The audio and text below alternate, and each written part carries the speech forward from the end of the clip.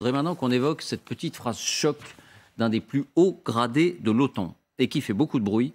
Nous sommes prêts à une confrontation directe avec la Russie. Alors on va mettre tout le contexte qu'il faut autour de cette phrase. Il n'empêche, elle révèle sans doute l'existence d'un plan caché, en tout cas d'un plan qu'on n'a pas évoqué, pas forcément caché, mais vous nous en direz plus. Non, mais parce que vous vous rappelez, on en a parlé il y a 15 jours. Mais justement, on va revenir sur ces déclarations. C'est vous qui nous avez mis la puce à l'oreille. Ce plan de l'OTAN, dont personne n'a parlé, qui engage les troupes occidentales au sol. Non, ça n'est pas une vue de l'esprit. Oui, ce plan existe, et vous nous direz, c'est bien le minimum, parce que tout s'explique par le contexte. D'abord, qui a prononcé cette phrase ? Dans quel environnement ? Voici les indispensables avec Quentin Bérichel. Bonsoir Quentin. Bonsoir David, bonsoir à tous. L'OTAN prête à une confrontation directe avec la Russie. Qui affirme cela ? Eh bien, ces déclarations, on les doit à cet homme, le lieutenant-amiral Rob Bauer. Il a 60 ans, il est néerlandais. C'est surtout le président du comité militaire de l'OTAN, la plus haute instance militaire de l'Alliance, chargée notamment d'établir les stratégies de l'armée. Rob Bauer est donc le militaire le plus haut placé au sein de l'Alliance transatlantique. Et ce week-end, lors d'une interview donnée à la télévision portugaise, il prévient « l'OTAN est prête à faire la guerre à la Russie ». Écoutez. We are facing a threat, which is Russia, that is coming to us uninvited at a moment of their choosing. So we have to be much more ready. We have no time to prepare because it is up to them when they come. We are ready to a direct confrontation with Russia. We are. Voilà pour cette phrase. Rob Bauer ne s'arrête pas là, il délivre un autre message aussi, Quentin. Oui, Rob Bauer leur demande aux alliés occidentaux de se préparer eux aussi à cette guerre. Pour gagner la guerre contre la Russie, si elle devait avoir lieu, les membres de l'OTAN doivent, sans exception, transformer leur économie en économie de guerre. Certain raw materials, certain production facilities that are required for defense production instead of for civilian production. If you know that in the first 4 years of the United States, in the United States in the Second World War, in the Ford factories, there was no civilian cars made, but only military production. We have to have this debate on prioritization, and that is, in a way, talking about a wartime economy. Alors, comment interpréter ces déclarations ? Est-ce qu'elles se situent dans une perspective offensive ou strictement défensive ? C'est-à-dire si l'OTAN était attaquée, un des pays de l'OTAN était attaqué sur son sol par les troupes russes. Vous nous donnerez votre sentiment là-dessus, mais ce qu'on peut dire, Quentin, c'est qu'il y a bien dans les cartons de l'OTAN un plan d'intervention de troupes occidentales au sol contre la Russie. Oui, et c'est vous, Général Trinquant, qui leviez le voile justement sur cette réalité il y a plusieurs jours. Les experts de l'Alliance y travaillent depuis des mois. Depuis le 24 février même, vous nous expliquiez, l'OTAN prépare ses troupes au sol en cas de dérapage russe. C'est son devoir. Autrement dit, il est du devoir de l'OTAN de se préparer à un débordement russe sur le sol occidental. D'ailleurs, depuis le début de la guerre, des dizaines de milliers de soldats supplémentaires ont été déployés sur le flanc oriental de l'OTAN, en Roumanie par exemple, ou encore en Pologne, dans les pays baltes, des pays voisins de l'Ukraine, mais également au nord, voisins de la Russie. Cet été, l'OTAN a également décidé d'augmenter sa force de réaction, autrement dit son armée, de 40 000 à 300 000 hommes. Le renforcement est aussi militaire. La France a par exemple positionné une douzaine de chars Leclerc en Roumanie et également 2 destroyers américains supplémentaires eux aussi, capables de tirer des missiles balistiques, vont également traverser l'Atlantique dans les prochaines semaines pour stationner en Méditerranée. Quentin, et la question est très importante, je vous la poserai aussi, Général Trinquant, ce plan de l'OTAN est-il uniquement conçu pour riposter à une attaque russe ou bien l'envoi de troupes au sol est-il envisagé dans un autre contexte, dans un contexte offensif ? Pour le moment, on est clairement dans un contexte défensif, David. La ligne rouge serait que la Russie franchisse la frontière du territoire de l'OTAN, rappelle d'ailleurs Rob Bauer dans l'interview. Mais pour certains observateurs, un scénario plus offensif ne peut pas être totalement écarté. Gérard Araud, par exemple, ancien ambassadeur de France aux États-Unis, explique « Nous avons franchi un seuil de notre engagement qui nous interdit d'accepter une défaite de l'Ukraine. Nous sommes allés trop loin pour reculer. » En clair, si la contre-offensive de Moscou, dont on parle depuis des semaines, aboutissait par exemple à la chute de Kiev, que ferait l'OTAN ? Eh bien, pour Jean-Dominique Merchet, éditorialiste à l'Opinion, qu'on connaît bien ici, la question d'intervenir militairement se poserait forcément. Écoutez. Dans quel cas la question pourrait se poser? Dans le cas, par exemple, d'une offensive russe de grande ampleur qui réussirait à percer le front, par exemple à Kiev ou ailleurs, dans le Donbass. Là, si l'armée ukrainienne était menacée de défaite, d'effondrement, la question pourrait se poser. Merci Quentin. Prenons les choses dans l'ordre, Général Trinquant. Premier point, Rob Bauer, quand il fait cette déclaration, qui est un peu ambiguë, peut-être maladroite, en tout cas un peu floue, est-ce qu'il l'a fait uniquement dans un contexte, dans une perspective défensive? Autrement dit, c'est uniquement si l'OTAN est attaquée sur son sol que l'OTAN est prête à une confrontation militaire directe avec la Russie. Bien sûr, c'est un militaire. Donc il agit dans le cadre du mandat politique qui est donné par le Conseil de l'Atlantique Nord. Et le Conseil de l'Atlantique Nord a toujours dit que l'OTAN était une alliance défensive et que c'est donc uniquement dans le cas d'une attaque de l'OTAN. Et je suis assez rassuré sur le fait que je ne suis pas trop has-been parce que la ligne rouge, souvenez-vous, c'est la ligne rouge que je cite tout le temps. Je dis la ligne rouge, c'est la frontière russe d'un côté et c'est la frontière de l'OTAN de l'autre côté. Et c'est ça qui compte. Avouez que c'est pas évident parce que quand il dit nous affrontons une menace qui est la Russie qui vient à nous, oui, qui vient à nous, pays de l'OTAN, sans y être invité, à un moment donné qu'ils sont choisis eux. Mais la Russie ne vient pas à nous, elle n'a pas l'intention d'attaquer un pays de l'OTAN, que l'on sache jusqu'à présent. Par définition, les militaires préparent toujours le pire. C'est le rôle. C'est le devoir des militaires de préparer le pire. Et le pire, eh bien, c'est que la frontière de l'OTAN soit attaquée par les Russes. Et donc, on doit s'y préparer. Ceci contribue à la dissuasion, au passage. C'est pour ça, parce qu'ils le savent très bien, et on le répète très souvent, les Russes le savent, ils ne peuvent pas le faire. Ils se prendront, pardonnez-moi une expression, une raclée. Ils n'arrivent pas à prendre des villages pendant des semaines contre l'armée ukrainienne. Comment voulez-vous qu'ils puissent affronter les armées de l'OTAN qui sont derrière les Européens, appuyés par la plus grande puissance militaire? Il faut bien avouer, pardonnez-moi, on va parler un peu de syntaxe, mais Rob Bauer, il n'utilise pas le conditionnel. Il ne dit pas si les Russes décidaient de venir nous menacer sur notre sol, alors nous devrions être plus que prêts. Il dit la Russie vient à nous. Mais parce que, à l'indicatif. Mais parce qu'il est dans le mouvement, bien sûr. Et vous citiez le fait que j'en avais parlé il y a un petit moment. Je rappelle que dans les années 90, lorsque j'étais au 2e corps d'armée, où je faisais les plans d'engagement du 2e corps d'armée, eh ben, on prévoyait l'arrivée des Soviétiques. C'est normal de prévoir. C'était normal de prévoir. Se préparer au pire. Donc voilà. Alors, ce qui est très intéressant, c'est que quand on vous voit les chiffres, sans rentrer dans le détail des chiffres, on dit la force de réaction rapide de l'OTAN, c'était 40 000 hommes. Maintenant, ça passe à 300 000. Il y a 20 ans, elle était à 300 000. Et sauf que depuis, on n'a pas arrêté de baisser en permanence en disant on n'y croit pas, il n'y a plus de guerre, c'est plus possible, les budgets se cassent la figure, mais c'est normal, etc. etc. Juste une remarque. J'étais ce matin dans une ambassade d'un pays balte où était présent le chef d'état-major et ils sont sur la ligne de front. Et eux, je peux vous dire qu'ils disent, mais demain, ça peut nous arriver. Si vous regardez la carte, il n'y a pas besoin de traverser l'Ukraine pour être sur la ligne de l'OTAN. Mais pardon, aujourd'hui, ça semble inimaginable, notamment pour les raisons que vous avez exposées. Oui, mais on doit s'y préparer. Non, mais je suis d'accord. C'est totalement inimaginable. Je pense que les Russes ne feront jamais cette folie-là. Mais le 23 février, je ne pensais pas qu'ils feraient non plus la folie d'attaquer l'Ukraine.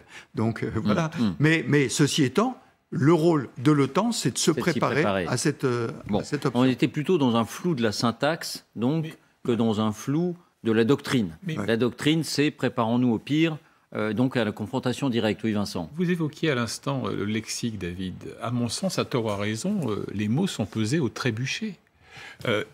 Bauer ne dit pas nous sommes prêts à faire la guerre à la Russie, proactivement. mais nous sommes prêts à une confrontation directe avec la Russie, donc confrontation déclenchée par Moscou. Alors, donc, la Russie vient à nous sans y être invitée, comme si la Russie avait pour plan de franchir les frontières d'un pays de l'OTAN. Mais David, on n'en est pas là. Quand le projet russe avorté consiste à prendre le contrôle de toute l'Ukraine, car tel était bien le dessein initial, c'est la Russie qui vient aux frontières de l'OTAN.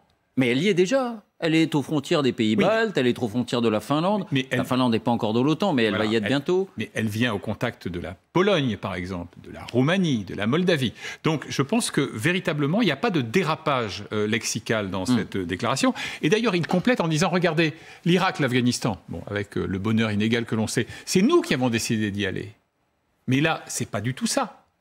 C'est dans la situation où il y aurait, et d'ailleurs vous avez employé le mot vous-même tout à l'heure en le citant, un dérapage russe. Et c'est la raison pour laquelle il insiste aussi dans la suite de l'entretien en disant qu'il considère Vladimir Poutine, est-il sincère ou pas, lui seul le sait, comme quelqu'un encore rationnel. Il dit qu'il est convaincu que Poutine et le Kremlin ne vont pas recourir à l'arme nucléaire. Donc il s'inscrit vraiment dans la fonction qui est la sienne. Se préparer à tout, donc au pire, comme le disait Dominique Trinquant. Mais d'un mot, puis je vous donne la parole, si la Russie décidait d'une contre-offensive générale et parvenait à prendre Kiev et parvenait à conquérir toute l'Ukraine, est-ce qu'on peut imaginer que l'OTAN ne franchirait pas un nouveau stade pour ne pas laisser faire? Alors là, je reprends la citation de l'ambassadeur Haro. Je crois qu'il a raison là, en disant « Nous sommes allés trop loin dans le soutien pour ne pas accepter une défaite. » Mais c'est vraiment une position politique. C'est-à-dire à quel moment, comment on va faire, etc. Mais pensez bien que nous nous sommes trop engagés pour ne pas accepter une défaite. Mais précision, ne pas accepter une défaite, ça voudrait dire dans ce cas-là engager des troupes au sol? Ça peut vouloir dire ça? Je répète, c'est une position politique qui ne se présuppose pas de où seront les troupes russes à ce moment-là. Est-ce que la défaite, ça veut dire qu'ils seront sur la frontière des pays baltes, de la Pologne, etc., etc. Ils ne rentrent pas dans ce détail-là. Mais je crois que politiquement, mais à la limite, c'est un signal en direction de la Russie. Oui, mais Jean-Dominique Merchet, notre ami, si une offensive russe réussit à prendre Kiev, si l'armée ukrainienne est sur le point de s'effondrer, la question se poserait, la question d'une intervention au sol des troupes de l'OTAN. Disons que les questions se poseraient. La question se poserait. Vous êtes d'accord? La question se poserait? La question se poserait. Les stratèges ont le devoir de la poser, d'anticiper cette hypothèse. Je n'y crois pas pour une raison assez simple. C'est que passer du HIMARS, du canon César, au blindé dit léger, puis au char lourd, c'est un changement de degré.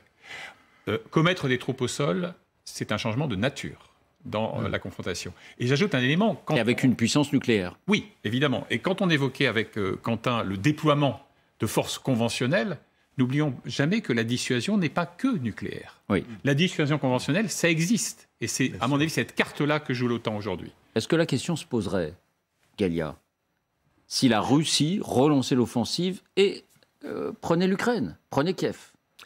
Je pense à une chose. Il y a beaucoup d'experts qui pensent que l'armée ukrainienne aujourd'hui est probablement la meilleure armée de l'Europe. En tout cas, la plus aguerrie, la plus combative, la plus expérimentée, qui a non seulement derrière elle 1 an de guerre avec un adversaire 4 fois supérieur, mais aussi 8 ans dans le Donbass.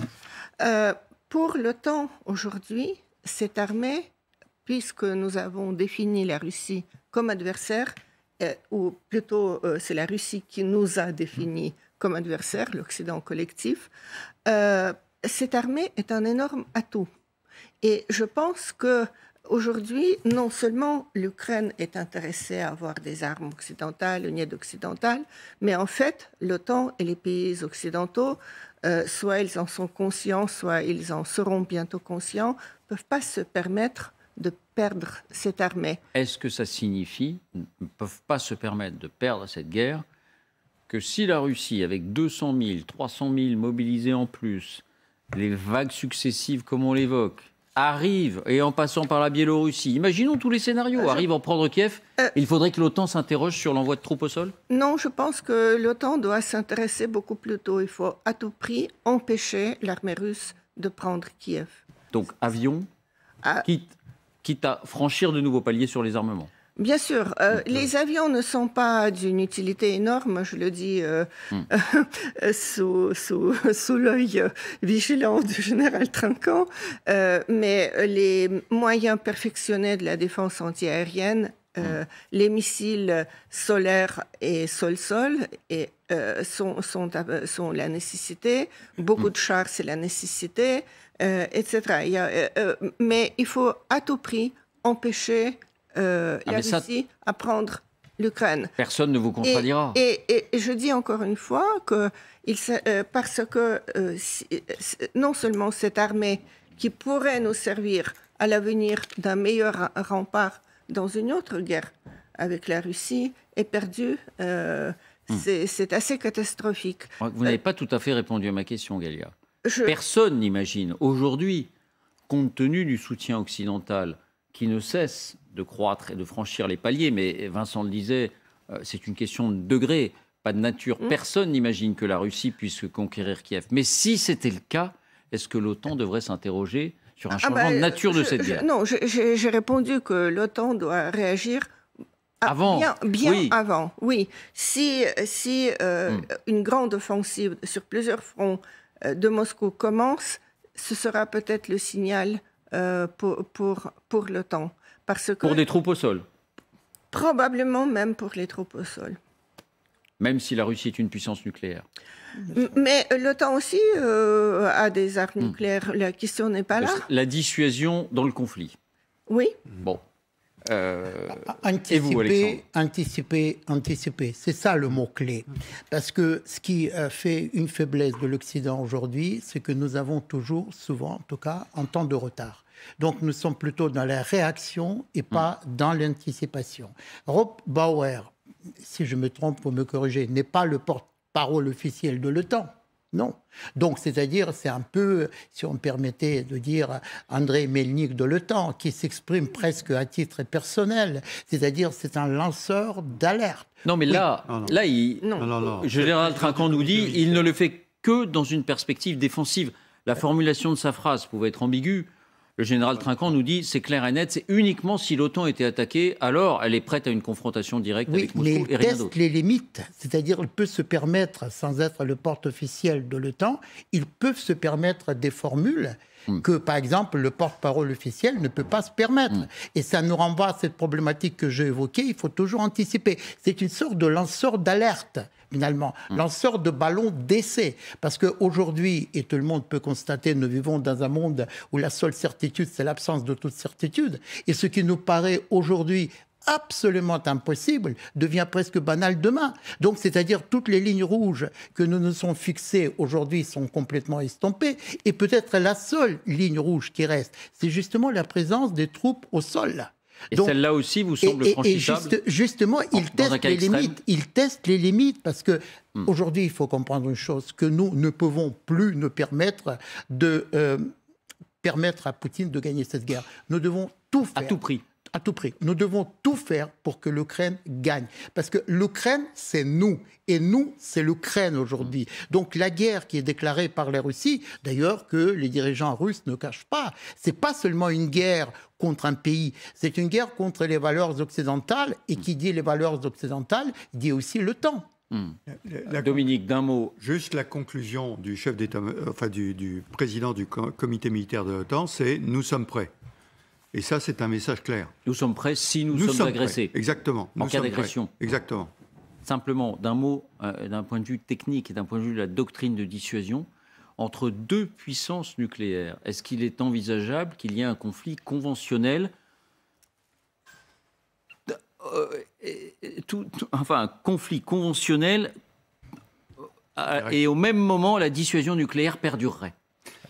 Pour l'instant, ça n'est pas envisagé. Je veux dire, les puissances nucléaires ne peuvent pas s'affronter parce qu'elles, sinon elles rentreraient dans une possibilité d'escalade qui pourrait aller jusqu'au nucléaire. Et c'est pour ça qu'aujourd'hui, c'est totalement exclu. Je crois qu'il y a un cas entre la Chine et la Russie en 1949, il me semble. Et entre la Chine et l'Inde, plus récemment, oui, sur les hauteurs frontalières, on s'est battu à coups de bâton, alors que vous avez là 2 puissances nucléaires. Donc qui sait si on ne se battrait pas à coups de chars ou d'avions Non, justement pas. Pas de l'armement, parce que ça fait... Le bâton, vous commencez l'escalade. Vous commencez l'escalade tout de suite. Bon, merci beaucoup Dominique, Vincent, Alexandre et Galia d'avoir animé 24 heures avec moi. Place au